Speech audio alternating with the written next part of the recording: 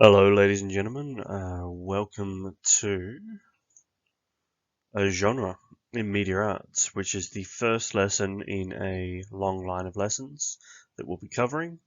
I'm Ben, and let's get started. So, what is genre? First of all media products can be categorized as belonging to a genre. But genres are identified as a repetition of distinctive features. So, more on that as we go through the slides, but it's sort of like in a Western, you can expect to see some cowboys with cowboy hats and whips, horses, and a very Western environment. And because of that repetition of all of those things in every Western, you would expect to see them in any new Western coming out. And that is the genre of the Western. So now on why is genre important? A genre helps the audience understand plot and narrative conventions. And then genre generates expectation in audiences. So to use the previous Western genre as an example, you would expect if you went to see a genre of the Western that a lone gunman would come in from the desert into a new town that had issues and would be initially unliked, and then he would grow on the town, beat the bad guy, and ride off into the sunset. That is a convention a narrative convention that you would see in a lot of westerns. And if you went to see a new movie in that genre, you would expect to see something along those lines. So it helps to tell viewers what they're going to see before they see it, and also while they're seeing it, how to make sense of it all. And yeah, genre is just a great way to categorize most media. So these here are just some of the genres that exist. Not all of them, and definitely not all the subcategories, which is even more extensive. But just here's just a few. So in this slide, I would ask you to take a few seconds and just look at this picture.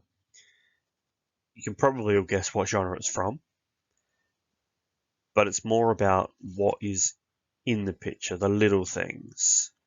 Like, did you notice the red coming off the windows, the bats, the fog?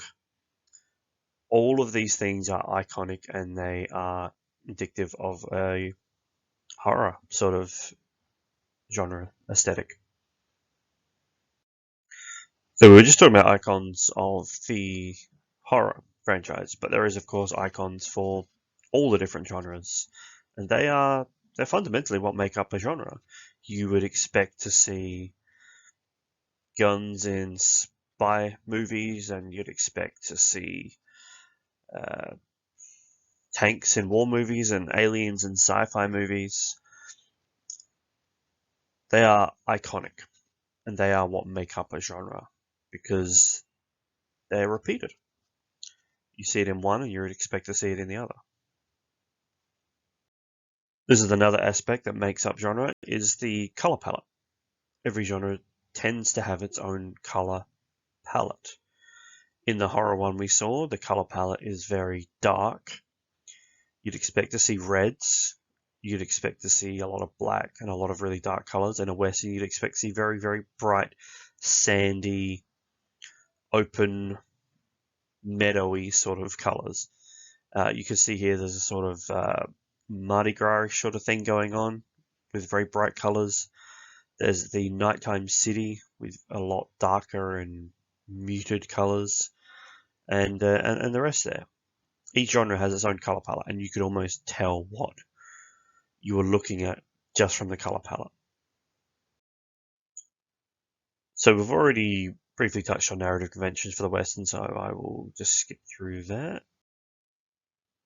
So we've covered narrative conventions and color and things. These are some of the other aspects that a genre will be made up of. different costumes, props, locations, and the characters. Certain characters only really exist within certain genres. So just remember that. I'll leave this slide up in a sec.